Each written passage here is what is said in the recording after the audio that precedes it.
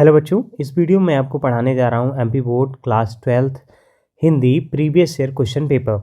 तो एक साइड मैंने देखिए क्वेश्चन पेपर लगा के रखा है, दूसरे साइड मैंने टॉपर्स की कॉपी लगा के रखी। जो हमारा टॉपर होता है किस तरीके से इसके आंसर्स करता है, कैसे लिखता है। तो पहले तो आपको ये पता चल जाएगा कि हमारा प्रीवियस ईयर पेपर कैसा है, और दूसरा आपको प्रीवियस ईयर पेपर का प्रॉपर सोल्यूशन मिल जाएगा।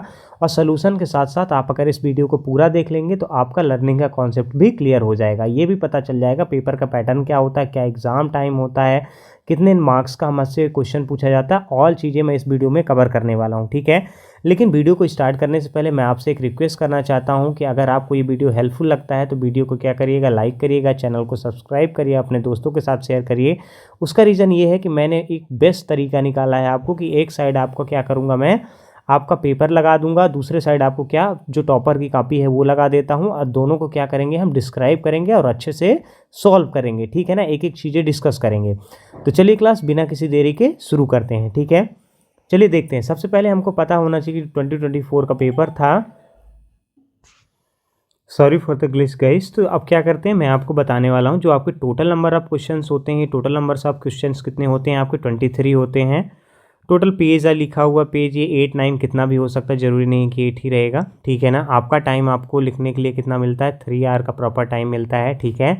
और आपके जो मार्क्स होते हैं वो कितने मार्क्स के होते हैं, 80 मार्क्स के होते हैं, ठीक है। चलिए जो 80, ये सारी चीज़ें आपको ध्यान रखना है। इसी के हिसाब से आपका डिस्ट्रीब्यूशन के हिसाब से आपको तैयारी करनी। ब्लूप्रिंट आपके पास पहले से ही आ चुका है। तो अब आपको क्या करना है कि देखिए निर्देश में क्या दिया हुआ है, निर्देश क्या, सभी प्रश्न करने हैं। प्रश्न 1 से 5 तक जो होंगे वस्तुनिष्ठ प्रश्न होंगे, और सभी अंक के एक एक अंक निर्धारित। वस्तुनिष्ठ का मतलब है जो ऑब्जेक्टिव टाइप क्वेश्चन होते हैं, fill in the blank, match the following, tick the correct option, ऐसे पेपर मतलब ऐसे होंगे, ठीक है। फिर नेक्स्ट नंबर देख लेते, थर्ड नंबर 6 to 15 जो होंगे, ये सारे के सारे क्वेश्चन कितने अंक के होंगे आपके, 2 अंक के होंगे। जिसमें से आपको क्या करना होगा, इसमें आपको कितने अंक का 2 अंक के होंगे, और ये आपको 30 वर्ड्स में लिखना है केवल, ठीक है ना। कितने वर्ड्स में लिखना है क्लास, 30 वर्ड्स में लिखना है, ठीक है। फिर यहाँ देख लिए प्रश्न क्रमांक 16 से 19 जो है आपका, ये कितना रहेगा, ये आपका 3 मार्क्स के रहेंगे, जो कि लगभग आपको 75 वर्ड्स में लिखने हैं, ठीक है। 5 नंबर क्वेश्चन देख लेते हैं। प्रश्न क्रमांक आपका 20 से 30 तक का जो आपका प्रश्न क्रमांक है, ये 4 अंक के निर्धारित हैं। कितने अंक के निर्धारित हैं, 4 अंक के निर्धारित हैं, जो कि आपको 120 शब्दों में लिखना है, ठीक है क्लास। चलिए पहले क्वेश्चन से स्टार्ट करते हैं। पहला क्वेश्चन हमारा क्या बोल रहा है, ये हमारा क्या है, टिक द करेक्ट ऑप्शन। बगल में यहाँ पे देखिए टॉपर की कॉपी लगा रखी है। मैं ये आपको ये भी दिखाता चलूँगा कि आपको अपने क्वेश्चंस किस तरीके से लिखने हैं। ये कॉपी जो है एमपी बोर्ड से मैंने लिया है, तो आपको क्या करना है कि ये इसी तरीके से जो आप अपना पेपर लिखेंगे, आप इसी तरीके से लिखेंगे। क्वेश्चन नंबर 1 यहाँ पे क्या बोल रहा है, निम्नलिखित वाक्यों का सही चयन कीजिए। जो वाक्य दिए हुए हैं इनका आपको क्या करना है, सही चयन करके लिखना है, ठीक है ना, मतलब टिक द करेक्ट ऑप्शन है। तो सद्गुण भक्ति धारा को कितने भागों में बांटा गया है, सद्गुण भक्ति धारा को कितने भागों में बांटा गया है, तो इसका आंसर क्या हो जाएगा, 2 भागों में बांटा गया। देखिए टॉपर ने भी 2 भागों में लिखा हुआ, उसको पूरे 1 मार्क्स मिले हुए हैं, ठीक है। देखिए सेकंड नंबर क्या है, जहाँ अर्थ से काव्य की शोभा बढ़ती है वहाँ अलंकार होता है। जहाँ अर्थ में काव्य की शोभा बढ़ती है वहाँ अर्थालंकार होता है। ये देखिए आपका अर्थालंकार लिखा है, टॉपर को ने भी लिखा है, देखिए चेक करके इसको 1 मार्क्स मिले हुए हैं, ठीक है। नेक्स्ट क्वेश्चन देख लेते हैं, चूरन बेचने का काम कौन करता है। तो देखिए चूरन बेचने का काम कौन करते थे, भगत जी करते थे। 1 नंबर इसको मिला हुआ है, ठीक है। चलिए ये हमारा क्वेश्चन नंबर 4 बोल रहा है। क्वेश्चन नंबर 4 हमारा क्या बोल रहा है, देखिए क्या बोल रहे हैं, ना व सौदाल गेकर मास्टर किस विषय को पढ़ाते थे, ठीक है ना। तो ये जो मास्टर थे कौन से विषय पढ़ाते थे, मराठी पढ़ाते थे। देखिए हमारे टॉपर ने भी मराठी लिखा है, उसको 1 नंबर पूरा मिला हुआ है, ठीक है। मुझे भी किताब चाहिए, वाक्य में निपात शब्द है। वाक्य में निपात शब्द कौन सा है, भी जो है वाक्य में निपात शब्द है, ठीक है क्लास। चलिए नेक्स्ट क्वेश्चन देख लेते हैं। क्वेश्चन नंबर 5 क्या है, इसमें भी हो जाएगा राइट आंसर। कोई नेक्स्ट नंबर क्वेश्चन क्या है, भारत का पहला छापा खाना गोवा में कब खुला, ठीक है ना। छापा खाना कब खुला था, ये 1556 में। आ नंबर जो होगा इसका राइट आंसर हो जाएगा क्लास, ठीक है। चलिए नेक्स्ट क्वेश्चन को देख लेते हैं। नेक्स्ट वाला जो हमारा क्वेश्चन है क्या बोल रहा है क्लास, इसको देख लेते हैं। तो नेक्स्ट क्वेश्चन हमारा क्या बोल रहा है, रिक्त स्थान की पूर्ति कीजिए। ठीक है, मैं इसको थोड़ा जूम कर देता हूँ तो आपको कॉपी अच्छे तरीके से समझ में आएगी। देखिए उस बच्चे ने कितना बढ़िया तरीके से यहाँ पे प्रश्न क्रमांक डाल रखा है, बगल में उत्तर क्रमांक डाल रखा है, फिर उसके बाद 1 2 3 4 करके वो क्या लिख रहा है, आंसर लिख रहा है। लेकिन एक गलती यहाँ पे ऐसी मुझे जो समझ में आ रही है, जैसे यहाँ पे आप देखिए रिक्त स्थान पे देखेंगे तो यहाँ पे रोमन नंबर वाला लिखा हुआ है, ठीक है ना, लेकिन उस बच्चे ने कैसे लिख रखा है, रोमन नंबर ना लिख के कैसे लिख रखा है, उसने लिख रखा है 1 2 3 4 में, जिसलिए टीचर्स को कोई डाउट ना हो। आपको आप जब लिखेंगे तो अगर रोमन नंबर लिखा है तो रोमन नंबर ही लिखेंगे और यहाँ वाला पूरा सही है। ठीक है, कोई दिक्कत नहीं है। अब देखिए यहाँ पे जो हमारा रिक्त स्थान को चयन कीजिए यहाँ पे आ रहा है, तो रिक्त स्थान चयन कीजिए का पहला क्वेश्चन क्या है, कब जग जीवन का डैश लिए फिरता है, क्या लिए फिरता है, भार लिए फिरता है। पहले का आंसर क्या हो जाएगा हमारा, वार लिए फिरता है। नंबर 2 देखिए, जहाँ उपमेय को उपमान से श्रेष्ठ बताया जाए वहाँ डैश अलंकार होता है। तो उपमेय को जहाँ उपमान से श्रेष्ठ बताया जाता है तो वहाँ पे क्या कौन सा होता है, ये आपका हाँ व्यतिरेक अलंकार होता है। ठीक है ना, देखिए टॉपर ने भी वही सेम लिखा हुआ है जो कि बिल्कुल करेक्ट आंसर है। ठीक है, नेक्स्ट क्वेश्चन देख लेते हैं। क्वेश्चन नंबर 3 क्या बोल रहा है, मुक्तिबोध उपन्यास के रचनाकार हैं। जो मुक्तिबोध उपन्यास है इसके रचनाकार कौन है, तो ये कौन है, जितेंद्र कुमार है। कौन है, जितेंद्र कुमार है। ठीक है, चलिए ये लिखा हुआ जितेंद्र कुमार। नेक्स्ट क्वेश्चन देख लेते हैं। क्वेश्चन नंबर 4, रचना के आधार पर वाक्यों को मुख्यतः डैश भागों में बांटा गया है। तो रचना के आधार पर वाक्यों को मुख्यतः 3 भागों में बांटा गया है। टॉपर ने भी यहाँ पे 3 भागों में ही लिखा है। ठीक है, चलिए क्वेश्चन नंबर 5 देख लेते हैं। आनंद यादव का मन जाने के लिए तड़पता था। किसके जाने के लिए तड़पता था, पाठशाला जाने के लिए, खेत जाने के लिए, मंदिर जाने के लिए, पाठशाला जाने के लिए तड़पता था। ठीक है, चलिए क्वेश्चन नंबर 6 देख लेते हैं क्लास। क्वेश्चन नंबर 6 क्या है, हिंदी में नेट पत्रकारिता की शुरुआत डैश के साथ हुई। किसके साथ हुई थी, डैश के साथ हुई, तो इसका क्या हो गई, वेब दुनिया के साथ। किसके साथ हुई, वेब दुनिया के। देखिए टॉपर ने सारे के सारे ऐसे आंसर्स लिखे हैं, इस कारण से उसको पूरे के पूरे इसमें से 6 में से 6 मार्क्स मिले होंगे। ठीक है बच्चे लोग, चलिए अब अपन आ जाते हैं सत्य सत्य। सत्य सत्य क्या होता है, ट्रू एंड फॉल्स आपका। ठीक है, जो हमारा ट्रू एंड फॉल्स आप देखेंगे यहाँ पे, जैसे प्रश्न क्रमांक 3 कितना बढ़िया तरीके से उसने डाला है, अंडरलाइन भी किया है। फिर इसको देखिए 1 2 3 4 फिर 6 करके वो फिर से लिखा है, जबकि यहाँ पे हमको रोमन नंबर वाला नंबर चाहिए था। ठीक है ना, चलिए तो सूर्योदय होने पर उषा का जादू टूटने लगता है। ठीक है ना, तो ये क्या है, सत्य है। ठीक है, नंबर 2 देख लीजिए, शब्द गुणों की संख्या 3 होती है। शब्द गुणों की संख्या कितनी होती है, 3 होती है, ये भी सत्य है। ठीक है ना, मतलब ये भी ट्रू है, ये भी ट्रू है। ठीक है, फिर भक्तिन धर्मवीर भारती की रचना है। भारती की रचना है, नहीं ये असत्य है बच्चा लोग। ये देखिए आपका ये क्या हो जाएगा, रॉन्ग हो जाएगा। ठीक है ना, संभवतः बरसात हो प्रश्नवाचक वाक्य है। संभवतः बरसात हो प्रश्नवाचक वाक्य है, तो नहीं ये असत्य हो जाएगा, कहीं पे क्वेश्चन मार्क लगा ही नहीं है। ठीक है, राखालदास बनर्जी 1922 में मोहनजोदाड़ो आए थे। राखालदास बनर्जी जो 1922 में कहाँ आए थे, मोहनजोदाड़ो आए थे, तो ये बिल्कुल आपका ट्रू है। फिर देखिए रेडियो श्रव्य माध्यम है, मतलब रेडियो से सुना जाता है, तो ये भी बिल्कुल हमारा ट्रू है। देखिए टॉपर ने सारे अटेंड किए हैं, तो उसको कितने मार्क्स, 6 मार्क्स यहाँ पे मिल गए होंगे। ठीक है क्लास, चलिए नेक्स्ट क्वेश्चन देख लेते हैं यहाँ पर। नेक्स्ट क्वेश्चन हमारा क्या है, नेक्स्ट क्वेश्चन हमारा यहाँ पे जो आ रहा है, देखिए सही जोड़ी बनाकर लिखिए। क्या लिखना है आपको, सही जोड़ी बनाकर लिखना है। ठीक है, तो पहला हमारा प्रगतिवाद का क्या हो जाएगा, प्रगतिवाद का हमारा हो जाएगा 1936। प्रगतिवाद का क्या हो जाएगा, 1936। फिर यशोधरा का क्या हो जाएगा, खंड काव्य, सॉरी यशोधरा का क्या हो जाएगा आपका, खंड काव्य। फिर कथानक का क्या होगा आपका, कहानी है। ठीक है, इसका राइट आंसर क्या हो जाएगा, कहानी है। ठीक है, संस्कृत के मूल शब्द तत्सम। ठीक है, ये आपका राइट आंसर हो गया। फिर यशोधर बाबू कौन थे, यशोधर बाबू सिल्वर वेल्डिंग। ठीक है, कहाँ है, ये वाला है। ठीक है, चलिए फिर अंतरंग साक्षात्कार क्या होगा, डायरी थी। ये आपका राइट आंसर हो गया। हरिवंश राय बच्चन क्या है, हरिवंश राय बच्चन का हो जाएगा हालावाद। ये राइट आंसर। क्लास ये 2 ऑप्शन इसमें एक्स्ट्रा दिए होते हैं, जो कि आपको क्या करने होते हैं, उनको छोड़ देने होते हैं। रेस्ट ऑफ द देखिए कैसे हमारे टॉपर ने लिखा है इसके राइट आंसर्स। ये आप सारे के सारे इसके आंसर्स क्या कर सकते हैं, चेक कर सकते हैं। देखिए इसको पूरे में से पूरे मार्क्स मिले हुए हैं, जो कि एग्ज़ाम पॉइंट ऑफ व्यू से बहुत इंपॉर्टेंट है। आपको पूरा का पूरा ये वीडियो देखना है, तभी आपको सारी चीज़ें समझ में आ पाएंगी और एग्ज़ाम का पैटर्न आपको समझ में आ पाएगा। ठीक है, चलिए एक वाक्य में उत्तर लिखना है। क्वेश्चन नंबर 5 आ जाते हैं। क्वेश्चन नंबर 5 यहाँ पे क्या बोल रहा है, जो भी आपका है एक वाक्य में उत्तर लिखना है। ठीक है तो शांत रस का स्थायी भाव का नाम लिखिए। जो शांत रस है उसका स्थायी भाव का नाम लिखना है। तो शांत रस का स्थायी भाव क्या है, निर्वेद है। क्या है, निर्वेद है। ये देखिए आपका यहाँ पे लिखा हुआ, जो टॉपर है उन्होंने ये चीज़ को लिख रखा है। ठीक है, इसके आंसर्स मैं आपको टॉपर की सीट से बता दूंगा। ठीक है ना। चलिए क्वेश्चन नंबर 2 देखते हैं। आलोक धनवा का एक मात्र काव्य संग्रह कौन सा है, लिखिए। आलोक जो धनवा है उनका एकमात्र काव्य संग्रह कौन सा है। तो आलोक धनवा का एकमात्र काव्य संग्रह एकमात्र काव्य संग्रह है दुनिया रोज बनती है।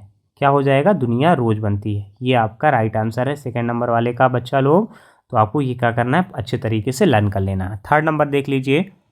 पहलवान लुट्टन सिंह के कितने पुत्र थे। पहलवान लुट्टन सिंह के कितने पुत्र थे। पहलवान लुट्टन सिंह के 2 पुत्र थे। पहलवान लुट्टन सिंह के कितने पुत्र थे, 2 पुत्र थे। क्वेश्चन नंबर हमारा 4 क्या है, बाल बाल बचना मुहावरे का अर्थ है। जो बाल बाल बचना मुहावरे का अर्थ होता है तो क्या होता है, बाल बाल बचना मुहावरे का अर्थ होता है जरा ही बचना। नहीं, मतलब ये तो रॉन्ग है। देखिए आप ये जो एग्जामिनर हैं इन्होंने इसको क्या कर दिया है, क्रॉस कर दिया है। बाल बाल बचना का मतलब होता है कि जैसे मान लीजिए आप किसी कठिन परिस्थिति में थे तो उससे उभर जाना आपको। ठीक है ना, मतलब कोई प्रॉब्लम हुई तो आप उससे बिल्कुल से निकल के बाहर आ गए। ठीक है, ये यहाँ पे 5th नंबर क्वेश्चन क्या है, सिंधु सभ्यता का सबसे बड़ा नगर कौन सा था। सिंधु सभ्यता का सबसे बड़ा नगर कौन सा था।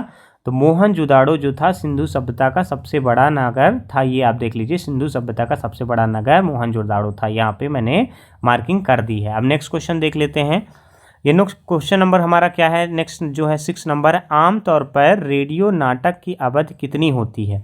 तो आमतौर पर रेडियो नाटक की अवधि 15 मिनट से 30 मिनट तक होती है। ठीक है ना, कितनी होती है, 15 मिनट से 30 मिनट तक होती है। ये आपका आंसर लिखा हुआ है, आपको इसको देख के प्रॉपर तरीके से लर्न कर लेना है। सूरज का 7वां घोड़ा की रचना, सूरज का 7वां घोड़ा की रचना है। सूरज का 7वां घोड़ा धर्मवीर भारती की रचना है। सूरज का 7वां घोड़ा किसकी रचना है, धर्मवीर भारती की रचना है। ठीक है, चलिए नेक्स्ट क्वेश्चन देख लेते हैं क्लास। अब यहाँ से 2 मार्क्स वाले क्वेश्चन स्टार्ट हो जाएंगे, जो शॉर्ट टाइप क्वेश्चन के टाइप के रहते हैं। ठीक है, तो इसको मैं थोड़ा सा आपकी कॉपी को बड़ा कर देता हूँ। 1 मिनट आप वेट करिए थोड़ा सा। हाँ, ये मैंने इसको इंक्रीज़ कर दिया जिसलिए आप ये अच्छी तरीके से रीड कर पाएँ। अब मैं क्वेश्चंस को थोड़ा छोटा कर देता हूँ। जो क्वेश्चन वाली स्लाइड है वो हम क्या करेंगे, उसको थोड़ा छोटा कर देंगे। ठीक है, चलिए देखिए। बच्चे की आशा में नीड़ों से झांक रहे होंगे। ठीक है ना, अब इसका आंसर क्या है, इस देखिए इन्होंने अथवा लिखा है कि अथवा का मतलब होता है और, मतलब इन दोनों क्वेश्चनों में से आपको एक ही क्वेश्चन लिखना है। ये जो दोनों क्वेश्चन दिए हुए हैं इनमें से आपको एक ही क्वेश्चन लिखना है जो कि आपको अच्छे तरीके से नंबर दे के जाएंगे। देखिए तो पहला क्वेश्चन क्या है, बच्चे की आशा में नीड़ों से झांक रहे होंगे। ठीक है ना, कविता दिन जल्दी जल्दी ढलता है में कवि हरिवंश राय बच्चन, देखिए हरिवंश राय बच्चन 6 ही है ना, ने बताया है कि चिड़िया के बच्चे अपने माता पिता के जल्दी घर लौटने की आस में नीड़ों से झांक रहे हैं। ठीक है ना, मतलब क्या है, घोंसले से झांक रहे हैं, ऐसा भी बोल सकते हैं आप। उनके माता पिता भोजन की तलाश में सुबह जल्दी घोंसले से निकले होंगे। ऐसे में भूख से व्याकुल बच्चे उनकी राह देख रहे होंगे। ठीक है, वे सोचते हैं कि वापस लौटने पर न केवल उनके माता पिता उन्हें भोजन देंगे अपितु ढेर सारा स्नेह भी लुटाएंगे। इस प्रकार अपने माता पिता के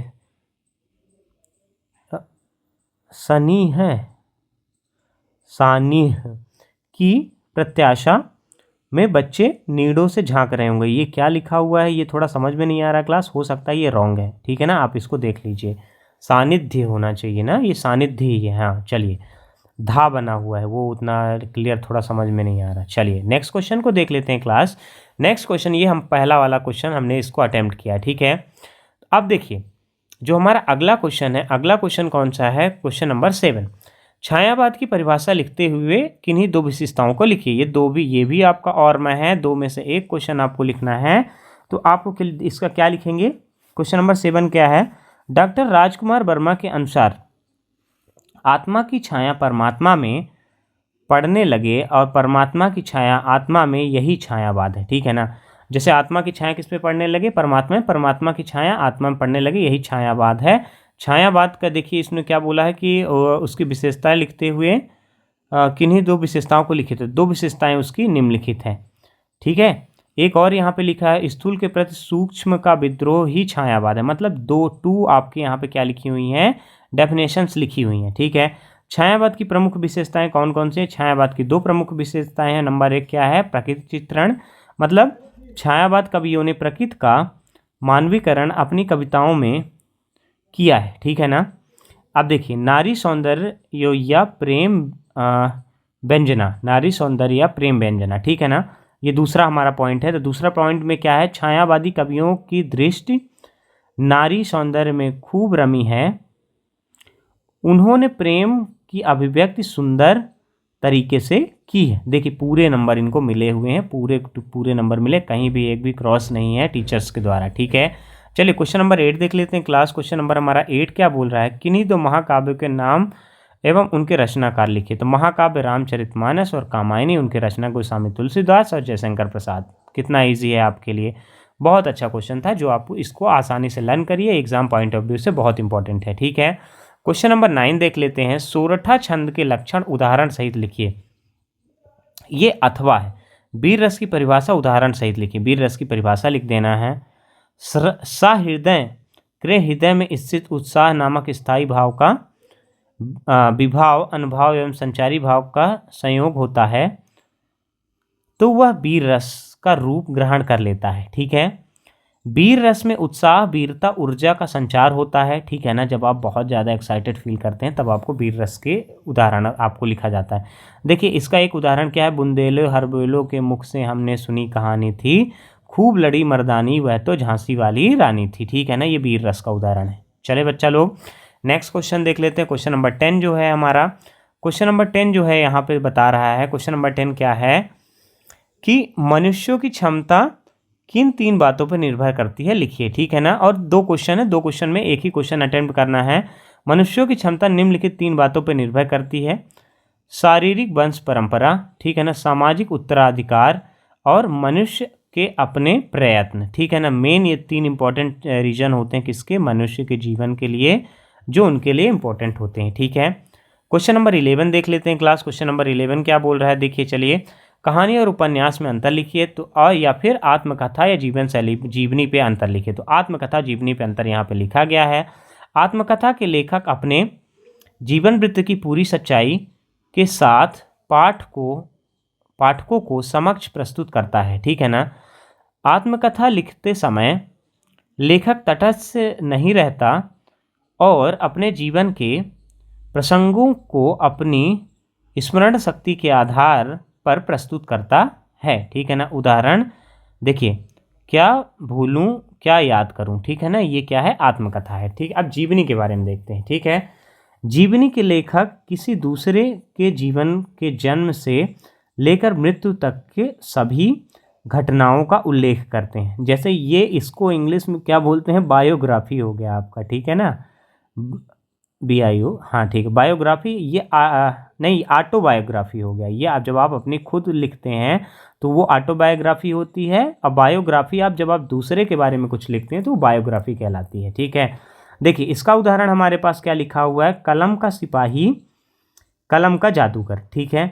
एक और इसका पॉइंट बचा हुआ है, जीवनी लिखते समय लेखक तटस्थ रहता है और अपने विचार या क्रियाकलात्मकता से उसमें नहीं डाल सकता है। ठीक है ना? मतलब दूसरे के बारे में लिख रहे हैं तो अपने विचार से आप थोड़ी लिख देंगे, उसके लिए तो आपको प्रॉपर तरीके से लिखना पड़ेगा। चलिए क्वेश्चन नंबर 12 देखते हैं। क्वेश्चन नंबर 12 क्या बोल रहा है? निपात शब्द का अर्थ है एक वाला है, और दूसरा क्या है? राष्ट्रभाषा की किन्हीं दो विशेषताओं को लिखिए। तो हम राष्ट्रभाषा वाला ये क्वेश्चंस अटेम्प्ट करेंगे। ठीक है ना? ये वाला जो क्वेश्चंस हैं हमने इसको अटेम्प्ट करने जा रहे हैं। अभी हमने कौन सा क्वेश्चन अटेम्प्ट किया? अभी इसके पहले हमने ये वाला क्वेश्चन अटेम्प्ट किया। मैं आपको लिखने का तरीका, सारी चीज़ें आपको यहाँ पे बता रहा हूँ। ठीक है। बट बच्चों आपके लिए मैं इतना सारा हार्ड वर्क करता हूँ, तो आप लोग भी ज़रूर इस बात का ध्यान रखें कि वीडियो को ज़रूर लाइक करना है, वीडियो को सब्सक्राइब और चैनल को सब्सक्राइब करना है, अपने दोस्तों के साथ ज़रूर शेयर करें, क्योंकि मैं 12th क्लास के जो भी पेपर हैं इसी तरीके से सारे पेपर लाने वाला हूँ, ठीक है ना। चलिए नेक्स्ट क्वेश्चन 13 देख लेते हैं। निम्नलिखित वाक्यों में से शुद्ध निम्नलिखित वाक्यों को, चलिए बच्चों वो पीडीएफ स्लाइड हो गई थी, तो मैं अब फिर से पीडीएफ को ऐड करके मैं आपको बता रहा हूँ चीज़ों को। राष्ट्रभाषा की किन्हीं दो विशेषताओं को लिखिए। हम इसमें ये वाला क्वेश्चन अटेम्प्ट करने जा रहे हैं, तो चलिए इसका हम आंसर देख लेते हैं कि कैसे अटेम्प्ट करना है अपने को, ठीक है। ये जो हमारा क्वेश्चन है आप यहाँ पे ध्यान से देखिए, तो राष्ट्रभाषा की निम्नलिखित विशेषता, राष्ट्रभाषा को संविधान द्वारा मान्यता प्राप्त होती है। नंबर 1 ही हो गया ये हमारा जो गिवन है। फिर नंबर 2 क्या है हमारा, देखिए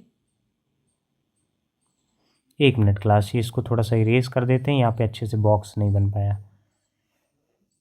हाँ, संविधान द्वारा क्या होती है, मान्यता प्राप्त होती है, ऐसा बोल रहा है वो, ठीक है। नंबर 2 क्या होता है, राष्ट्रभाषा देश के बहुसंख्यक लोगों द्वारा बोली जाती है, इसका देश और अन्य भाषाओं पे घनिष्ठ संबंध होता है, ठीक है ना। ये दोनों को दोनों आपके आंसर हैं जो कि आपको लर्न कर लेना। ऐसे क्वेश्चन आपके एग्जाम में दोबारा पूछे जा सकते हैं, ऐसा नहीं कि बस एक बार ये पिछले वाले एग्जाम में आ गया तो अब तो आएगा ही नहीं, ठीक है। चलिए 30 नंबर क्वेश्चन देखिए। 30 नंबर क्वेश्चन में क्या बोला, निम्नलिखित वाक्यों को शुद्ध करके लिखिए। देखिए पहला क्या है, निर्देशानुसार बाकी परिवर्तन कीजिए, संयुक्त वाक्य लिखिए। हम ये वाला क्वेश्चन अटेम्प्ट करने जा रहे हैं क्लास। ये जो क्वेश्चन गिवन है हमारा, इसको हम क्या करेंगे, अटेम्प्ट करेंगे, ठीक है। तो ये हमारा क्वेश्चन 30 नंबर का अथवा है, तो बालक रोया और चुप हो गया, देखो इसमें नंबर उसको मिला है, ठीक है। फिर शायद मयूर वन में नाचता है, क्या है, देखिए मयूर वन में नाचता है, संदेहवाचक, तो यहाँ पे आपको क्या लगाना है, इसका आंसर क्या हो जाएगा, शायद मयूर वन पे नाचता है। देखो थोड़ा कट भी गया है लेकिन पूरे आंसर्स उसको मिले हुए हैं। जैसे उसने एक बार क्या किया है, काट भी दिया है लेकिन आंसर्स प्रॉपर मिले हुए हैं, नंबर उसको प्रॉपर मिले। देखो सर ने उसके टिक लगाया हुआ है यहाँ पे कि दोनों सही हैं, ठीक है। चलिए नेक्स्ट क्वेश्चन देख लेते हैं। नेक्स्ट क्वेश्चन हमारा क्या है, क्वेश्चन नंबर 14 है। क्वेश्चन नंबर 14 हमारा यहाँ पे क्या बोल रहा है क्लास, देखिए मोहनजोदाड़ो नगर की नियोजन की दो विशेषताएं लिखिए। मोहनजोदाड़ो नगर मतलब किस तरीके के वहाँ पे काम चलता था, क्या चलता था, तो मोहनजोदाड़ो के बारे में आपको लिखना है। देखिए यह नगर कच्ची पक्की ईंटों से बनाया गया है, ठीक है ना, और इन्हीं ईंटों से नगर को थोड़ा ऊपर उठाया गया है ताकि सिंधु नदी के प्रभाव से बचा जा सके, ठीक है ना। सभी घर लगभग एक ही सिधाई पर थे।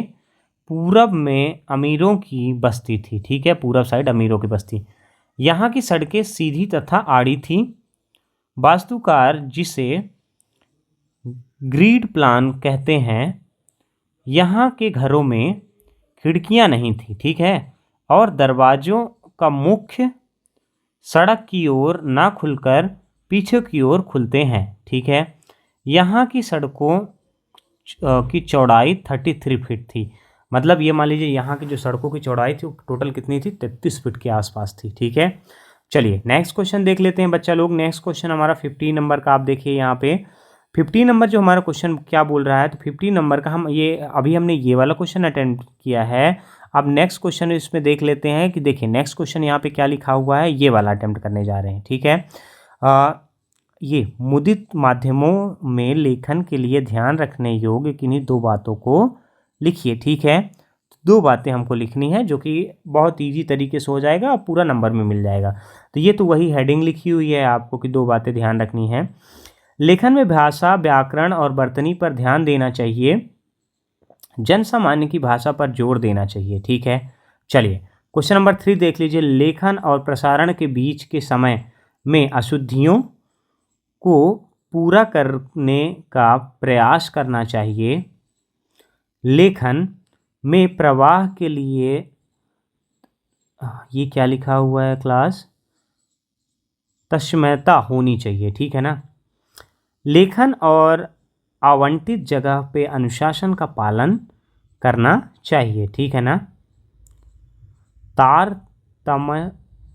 तारतम्यता पता नहीं क्या लिखा है उसने, हो सकता है कि ये रॉन्ग हो क्लास, मैंने को श्योर नहीं है, थोड़ा सा एक बार आप क्रॉस चेक कर लीजिएगा, ठीक है। चलिए नेक्स्ट क्वेश्चन देख लेते हैं। नेक्स्ट क्वेश्चन यहाँ पे क्या लिखा हुआ है, देखिए जो हमारा नेक्स्ट क्वेश्चन नंबर 16 है, तो 16 नंबर में क्या लिखना है, इन्हें दो बिंदुओं के आधार पर लिखिए। दो रचनाएं लिखनी है, भाव पक्ष, कला पक्ष और साहित्य में स्थान लिखना है। तो दो रचनाएं, आत्महत्या के विरुद्ध, हंसो हंसो जल्दी हंसो, ठीक है। फिर सीढ़ियों पर धूप, ये उन्होंने 3 लिख दिया है, देखो इनको पूरे नंबर मिले हैं, ठीक है। आपको भी अगर आपसे 2 से ज़्यादा रचना आते हैं, देखिए अब भाव पक्ष में बात कर रहे हैं, तो भाव पक्ष का हमारा पहला पॉइंट यहाँ पे क्या लिखा है, व्यक्तिवादी दृष्टिकोण। क्या लिखा हुआ है, व्यक्तिवादी दृष्टिकोण। फिर व्यंग प्रधान रचनाएं, क्या है, व्यंग प्रधान रचनाएं। अब आप यहाँ पे देखिए ये दोनों के दोनों पॉइंट लिखे हुए हैं, जो इनके आंसर्स हैं आप अपने बुक से भी देख सकते हैं, और मैंने यहाँ पे PDF को लगा रखा है, तो आप वीडियो को पॉज कर लीजिएगा और इसको रीड कर लीजिएगा, ठीक है, ये दोनों। फिर ये उदाहरण लिखा हुआ है। फिर आडंबरों का विरोध भी किया गया है उनके उसमें, ठीक है ना, ये भाव पक्ष में। अब हम देखेंगे इसका जो मेन की पॉइंट होता है नेक्स्ट वाला, वो क्या हो जाएगा, ये हमारा कला पक्ष है। ये वीडियो बहुत लेंदी होता जा रहा है क्लास में, इसलिए आपको क्या कर रहा हूँ कि अब शॉर्ट में चीज़ें बता रहा हूँ। जो आपको अगर इसके आंसर्स चाहिए तो आप मुझे कमेंट करके बताइएगा, अब मैं टेलीग्राम चैनल पे इसका क्या कर दूंगा, पूरी PDF ही अपलोड कर दूंगा, ठीक है। तो आप उससे PDF के थ्रू देख सकते हैं, बट वीडियो को पॉज करिए, जो इसके आंसर्स लिखे हुए हैं पॉज करके पूरी तरीके से लर्न कर लीजिए। मैं इतना टाइम तो आपको दे ही रहा हूँ कि आप उसको एक बार रीड कर सकते हैं, ठीक है ना। फिर यहाँ पे भाषा लिखा हुआ है, क्या लिखा हुआ है, भाषा लिखा हुआ है। फिर यहाँ पे शैली लिखा हुआ है, भाषा और शैली, कला पक्ष में भाषा और शैली आती है, ठीक है। तो देखिए भाषा और जो शैली यहाँ पे लिखी हुई है वो क्या है, आपको यहाँ पे गिवन है, इसको आपको लर्न कर लेना है। ये वही क्वेश्चन अभी चल रहा है। अलंकार योजना दी हुई है, क्या दी हुई है, अलंकार योजना, मतलब कितना अच्छा तरीके से बच्चे ने लिखा है। फिर साहित्य में स्थान लिखा हुआ है, तब जाके उसको पूरे के पूरे 3 मार्क्स मिले, ठीक है। ये नेक्स्ट क्वेश्चन अभी स्टार्ट नहीं हुआ बच्चा लोग। अब नेक्स्ट क्वेश्चन यहाँ पे देखिए 17 वाला है। 17 देखिए आप, उसने बच्चे ने कितना अच्छे तरीके से लिखा है। 16 ये जो है हमारा ये कंप्लीट हो चुका है। 17 को देख लेते हैं। ये 1 मिनट रुकिएगा, PDF। चलिए बच्चे लोग, तो जो हमारा 17 नंबर क्वेश्चन लिखा है, क्या लिखा हुआ, महादेवी वर्मा अथवा हजारी प्रसाद द्विवेदी के साहित्यिक परिचय के बारे में लिखना है। ये सारे के सारे पॉइंट उनको उसमें लिखना है, ठीक है। तो ये आपको क्वेश्चंस करना है 17 वाला। जो 17 वाला हमारा क्वेश्चन है, आप देखिए उनकी 2 रचनाएं लिखनी है सेम, और भाषा शैली लिखनी है और साहित्य में स्थान लिखना है, जैसे अभी बच्चे ने किया था सेम उसी तरीके। सबसे पहले आप उनकी महादेवी वर्मा के बारे में लिख रहे हैं हम, तो सबसे पहले हम क्या लिखेंगे, उनकी रचनाओं को लिखेंगे। क्या लिखेंगे, उनकी रचनाओं को लिखेंगे, ठीक है, रचनाएं लिखेंगे। फिर उनकी भाषा लिखेंगे कि भाषा किस तरीके की थी। फिर नेक्स्ट की पॉइंट हमारा क्या हो जाएगा, जो शैली है, शैली कितने टाइप्स की थी उनकी, तो शैली के बारे में बताएंगे। पहले वर्णनात्मक शैली थी, कौन सी शैली थी, वर्णनात्मक शैली थी। दूसरी सूत्रात्मक शैली थी, कौन सी शैली थी, सूत्रात्मक शैली थी। तीसरी हमारी भावात्मक शैली थी, कौन सी शैली थी, भावात्मक शैली थी। चौथी हमारी शैली में देखिए इसमें क्या है, विवेचनात्मक शैली थी। मतलब 4 तरह की शैली में उसने बच्चे ने लिखा, तब जाके उसको पूरे नंबर मिले हैं। एक्सप्लेनेशन में वीडियो रुका हुआ है, आप क्या कर सकते हैं, एक्सप्लेनेशन अपने से रीड कर सकते हैं। मेन आपको मैं की पॉइंट बताऊंगा, और मैं ये बता रहा हूँ कि किस तरीके से आपको अपनी कॉपी लिखनी है। साहित्य में स्थान देख लीजिए, साहित्य का स्थान जो है बेसिक वो देख लीजिए, ठीक है ना। साहित्य में स्थान कैसे ले, उनको क्या प्राप्त है। फिर उसके बाद उन्होंने क्या लिखा है, उन साहित्य में स्थान के बारे में थोड़ा सा बच्चे ने डिस्क्राइब किया है, और डिस्क्राइब करने के बाद क्या हुआ है, उसको प्रॉपर नंबर मिले हुए हैं। यहाँ पे देखिए कोई भी तरीके के नंबर डिटेक्ट नहीं हुए हैं, काटे नहीं गए हैं, ठीक है। चलिए क्वेश्चन नंबर 18 देख लेते हैं। 18 नंबर का क्या है, 18 नंबर का आपका अथवा यहाँ पे अटेम्प्ट कर रहे हैं हम ये क्वेश्चन को। क्वेश्चन नंबर का 18वां का जो हमारा अटेम्प्ट हो रहा है, तो मुहावरा और किसमें, लोकोक्ति में 3 अंतर लिखने। तो मुहावरा एक वाक्यांश होता है, लोकोक्ति एक संपूर्ण वाक्य होती है, ठीक है ना। मुहावरा वाक्य को प्रयुक्त होकर ही संपूर्ण अर्थ देता है, लोकोक्ति का अर्थ बिना वाक्य में प्रयुक्त हुए भी उजागर रहता है, ठीक है। मुहावरा में चमत्कार प्रदर्शन का भाव रहता है, लोकोक्ति में किसी न किसी सत्य का उजागर करती है, ठीक है ना, मतलब पुरानी चीज़ें बताती है। एक उदाहरण भी बच्चे ने लिख दिया, 3 पॉइंट बोले गए थे लेकिन उसने 4 पॉइंट लिख दिए, ठीक है ना। ईद का चाँद, अंधे की लाठी और आंखें बिछाना। फिर अदगल गगरी छलकत जाए, आम के आम गुठलियों के दाम, ठीक है ना। ये देखिए सारे कितना बढ़िया तरीके से बच्चे ने लिखा है, इसी कारण से तो भाई टॉपर है ना वो, उसको पूरे नंबर मिले। अब देखिए यहाँ पे क्या लिखा हुआ है, एक पैसेज आया हुआ है, इसको आपको रीड करना है और फिर उसमें क्या करना है कि इसको आपको लिखना है। 90 नंबर क्वेश्चन ही है ना, नहीं 90 नंबर क्वेश्चन शायद बच्चे ने छोड़ दिया क्या, नहीं ये लिखा हुआ 90 नंबर क्वेश्चन। तो 90 नंबर क्वेश्चन में गद्यांश का शीर्षक लिखना है। ये जो आपका गद्यांश यहाँ पे दिया हुआ है पूरा का पूरा, इसके सारे क्वेश्चंस आपको रीड करने हैं और फिर क्या करना है, आपको बढ़िया से शीर्षक लिखना है उसका, ठीक है। तो शीर्षक क्या हो जाएगा, गद्यांश का शीर्षक क्या हो जाएगा, शौर्य भाव। क्या हो जाएगा, शौर्य भाव। आप इसको पढ़ लीजिए बढ़िया से और पढ़ के मुझे फिर बताइए, ठीक है। कि मैं आपका आंसर करेक्ट करा रहा कि नहीं करा रहा, ठीक है। चलिए नंबर 2 देख लीजिए। नंबर 2 हमारा क्या है, भारतवासियों की क्या विशेषताएं हैं। तो उपयुक्त गद्यांश के अनुसार शौर्य भाव की राष्ट्रीय एकता एक विशेष स्थान है। जैसे राष्ट्रीय भावना जो है हमारा, शौर्य भाव का राष्ट्रीय भावना, वो हमारा क्या है, एक विशेष हमारा क्या है, विशेषता है, ठीक है। फिर क्या है, हमारे देश पर क्या न्यौछावर कर सकते हैं। सुदीर्घ का अर्थ है सुदीर्घ का अर्थ है बहुत बड़े या बहुत व्यापक, ठीक है ना। ये वाला क्लास क्वेश्चन थोड़ा मुझे चेंज लग रहा है, इसमें भी और है क्या, सॉरी बच्चा लोग, सॉरी, हम कौन सा ये वाला अटेम्प्ट कर रहे हैं, वही तो मैं सोचूँ कि ये क्वेश्चन कैसे चेंज हुआ जा रहा है, ठीक है। ये देखिए, ये हमको कैसे अटेम्प्ट करना है, ऐसे अटेम्प्ट करना है, ये वाला है, ठीक है ना। तो उपयुक्त गद्यांश, ये हमारा क्वेश्चन रॉन्ग है, ठीक है ना। ये वाला हम अथवा वाला सॉल्व कर रहे हैं। तो जो उपयुक्त गद्यांश है उसका शीर्षक क्या है, शौर्य भाव है, ठीक है ना। दूसरा इसका क्या हो जाएगा, शौर्य भाव का राष्ट्रीय भावना पर एक विशेष स्थान है। और तीसरा क्या है, सुदीर्घ का अर्थ है कि बहुत बड़े या बहुत व्यापक, ठीक है ना। सुदीर्घ का अर्थ ये लिखा हुआ है, तो आपको ये देख लेना, ये तीनों के सारे आंसर्स हैं। ये और का हमने सॉल्व किया है, गलती से मैंने अभी क्या किया था कि फर्स्ट वाला सेलेक्ट कर लिया था, ठीक है ना। अब चलिए नेक्स्ट क्वेश्चन को देख लेते हैं। नेक्स्ट क्वेश्चन हमारे टॉपर ने किस तरीके का लिखा है, किस तरीके के उसको नंबर मिले हैं। तो आप ये देखिए, यहाँ पे क्या लिखा हुआ है, एक पद्यांश आया हुआ है। आपका जो पद्यांश है इसमें से क्या करना है, पद्यांश का हम अथवा वाला अटेंड कर रहे हैं, मतलब ये सेकंड वाला अटेंड कर रहे हैं, ठीक है। इसमें आपको क्या लिखना है, संदर्भ, प्रसंग और व्याख्या करनी है आपको इसकी, ठीक है। तो सबसे पहले हम संदर्भ लिखेंगे। ये देखिए हमारा संदर्भ है। संदर्भ लिखने से पहले हम क्या करेंगे कि पहले संकेत लिखेंगे कि कौन सा वाला हम कर रहे हैं। संकेत लिखना मोस्ट इंपॉर्टेंट होता है। उसके बाद भी आप क्या लिखिए, संदर्भ, प्रसंग और व्याख्या लिखिए। संदर्भ में क्या बताएंगे कि किस चैप्टर से लिया गया है, इसके रचयिता कौन है, मतलब लिखने वाले कौन है। प्रसंग में बताएंगे कि किसके बारे में बात हो रही, पैसेज में किस चीज़ के बारे में बात हो रही। व्याख्या में उसका जो वर्ड लिखा हुआ उसको आपको हिंदी अर्थ में बताना है, ठीक है ना। चलिए, फिर आपको इसमें लास्ट में काव्य सौंदर्य भी लिखा गया है कि इसमें क्या क्या इसकी विशेषताएं हैं। काव्य सौंदर्य भी अगर आप लिखते हैं तो आपको और अच्छे एक्स्ट्रा मार्क्स मिलते हैं, ठीक है। अब नेक्स्ट क्वेश्चन देख लेते हैं, क्वेश्चन नंबर 21। ये आप वीडियो को क्या करिए, चाहे आप स्क्रीनशॉट ले लीजिए और इसको पूरे तरीके से आप क्या करिए, लर्न कर लीजिए, ठीक है। चलिए नेक्स्ट क्वेश्चन देखते हैं क्लास। नेक्स्ट क्वेश्चन हमारा 21 नंबर है। 21 नंबर का हमारा हम कौन सा अटेम्प्ट कर रहे हैं, फर्स्ट वाला से अटेम्प्ट कर रहे हैं। तो फर्स्ट वाला में आप देखिए, ये वाला जो क्वेश्चन है अटेम्प्ट हो रहा है और सेम उसी तरीके से आपको संदर्भ, प्रसंग, व्याख्या करनी थी। वो पद्यांश था, ये आपका गद्यांश है। तो सबसे पहले हम क्या लिखेंगे, संकेत लिखेंगे, ठीक है ना। सबसे पहले हमको क्या लिखना है, संकेत लिखना। फिर हमको संदर्भ लिखना है कि मतलब किसके बारे में बात हो रही, कौन से चैप्टर से लिया गया है और इसके रचयिता कौन है। प्रसंग में आपको लिखना है कि उसके बारे में, जिसके मतलब ये जो पैसेज जिसके बारे में बात कर रहा है उसके बारे में थोड़ा सा आपको लिखना। व्याख्या में आपको क्या लिखना, व्याख्या में उसका अर्थ लिखना है आपको। फिर वही आपका विशेष लिखना है, जो आपका ये विशेष है। विशेष में मतलब कि इस पैसेज की स्पेशलिटी क्या है उसके बारे में आपको लिखना है, ठीक है। चलिए नेक्स्ट क्वेश्चन को देख लेते हैं। नेक्स्ट क्वेश्चन जो हमारा क्या है, नेक्स्ट क्वेश्चन है हमारा कि आपको एक एप्लीकेशन लिखना है। यहाँ पे एप्लीकेशन क्या लिखना है आपको, एप्लीकेशन मैं यहाँ पे अथवा वाला लिख रहा हूँ, ठीक है। ये क्या लिख रहा हूँ, अथवा वाला लिख रहा हूँ। तो अपने बड़े भाई की शादी में आने के लिए अपने मित्र को आमंत्रण पत्र लिखिए, ठीक है ना। तो देखिए, महात्मा गांधी मार्ग, उसने के सर ने ये क्यों काट दिया है, क्योंकि उसने स्कूल का नाम लिखा हुआ है। यहाँ पे क्या लिखा हुआ है, स्कूल का नाम लिखा हुआ है। स्कूल का ऐसा नाम लिखना है जो कि लिमिटेड ना हो। जब स्कूल का नाम नहीं दिया हुआ है तो आप ऐसे लिखिए कि आप अपना नाम कभी भी मत लिखिए, ठीक है ना। चलिए, तो इसको एप्लीकेशन को देख लेते हैं हम कैसे लिखते हैं। एप्लीकेशन को हम देख लेते हैं तो कैसे, प्रिय मित्र, सप्रेम नमस्ते, ठीक है ना। मैं यहाँ कुशल हूँ और आशा करती हूँ कि तुम भी वहाँ कुशल होगे, ठीक है ना। मुझे यह जानकर हर्ष होगा कि मेरे बड़े भाई की शादी दिनांक तुम्हें यह जान के हर्ष होगा कि मेरे बड़े भाई की शादी दिनांक 10 फरवरी 2024 को निश्चित हुई है, जिसमें तुम्हें और तुम्हारे परिवार को अवश्य आना है।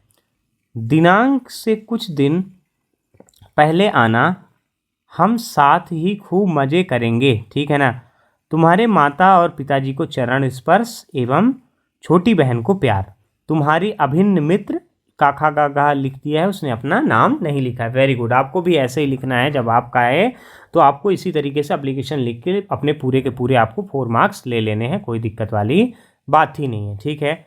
चलिए नेक्स्ट क्वेश्चन देखते हैं क्या होता है। नेक्स्ट क्वेश्चन जो हमारा है, तो हमको यहाँ पे क्या लिखना है, यहाँ पे हमको लिखना है एक ऐसे जो राइटिंग है वो कितने मार्क्स का है, हमारा 4 मार्क्स का है। कितने मार्क्स का है यहाँ पे ऐसे राइटिंग?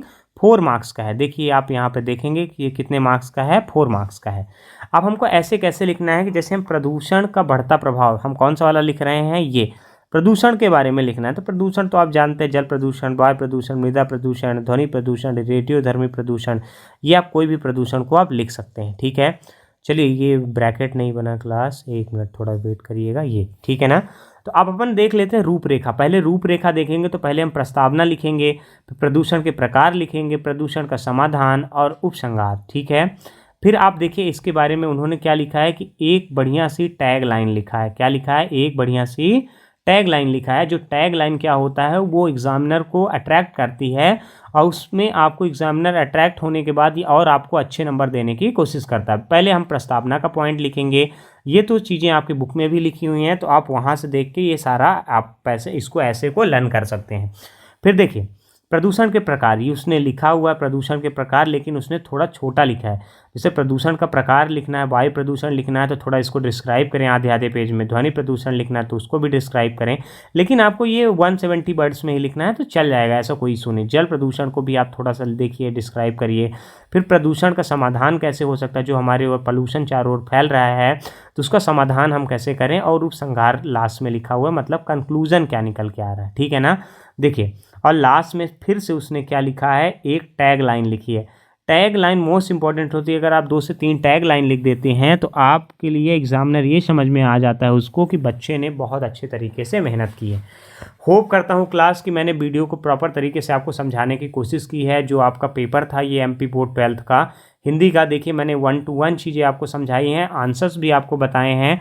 एक साइड मैंने टॉपर की कॉपी लगा के रखी है कि आप क्या कर पाएँ कि जिससे आप कोई भी किसी भी तरीके का डाउट हो तो आप उससे देख के अपना डाउट सॉल्व कर सकें, ठीक है ना। दूसरे साइड मैंने आपका MP बोर्ड का पेपर लगा रखा है। तो होप करता हूं कि आपको वीडियो पसंद आया है। अगर आपको वीडियो पसंद आया है तो ज़रूर से ज़रूर वीडियो को लाइक करिएगा, चैनल को सब्सक्राइब करिए और अपने दोस्तों के साथ ज़्यादा से ज़्यादा शेयर करिए कि आज का आप ये टारगेट बना लीजिए कि मुझे जैसे ये पेपर मुझे ख़त्म कर देना है। तो आपको क्या होगा कि देखिए अगर आप पेपर लेके खुद से देखेंगे तो आपको बड़ा डाउट लगेगा कि इसका आंसर क्या होगा, कैसे लिखना है। लेकिन मैंने आपको यहाँ पे क्या दे रखा है, आपको मैंने टॉपर की कॉपी दे रखी है। जब मैंने आपको टॉपर की कॉपी दे दी तो आपके सारे तरीके के डाउट ही खत्म हो गए कि मुझे भी इसी तरीके से लिखना है और अच्छे नंबर लाने हैं। चलिए थैंक्स फॉर वॉचिंग, मिलते हैं नेक्स्ट वीडियो पे।